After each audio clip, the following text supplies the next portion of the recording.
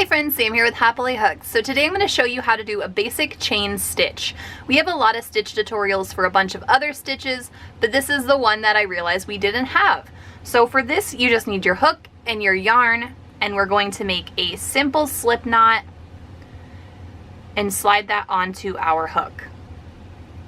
To do a chain stitch, all you're going to do is you're going to hold on to your working yarn, and I like to pull my tail out of the way so I don't get that stuck in there, and you loop your yarn over your hook from the back side.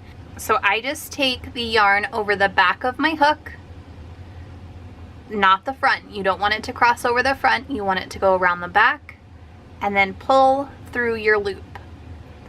And so you just go over the back, and I twist my hook down a little bit so the point is facing down, and I just slide it through the loop on my hook.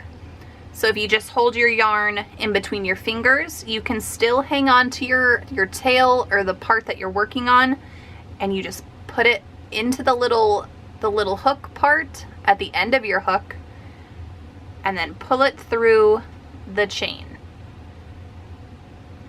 And then you just move your hand as you finish each stitch, so it keeps it going in a nice even pattern. So you just put your yarn over the back of your hook and pull through, and that is how you do a chain stitch.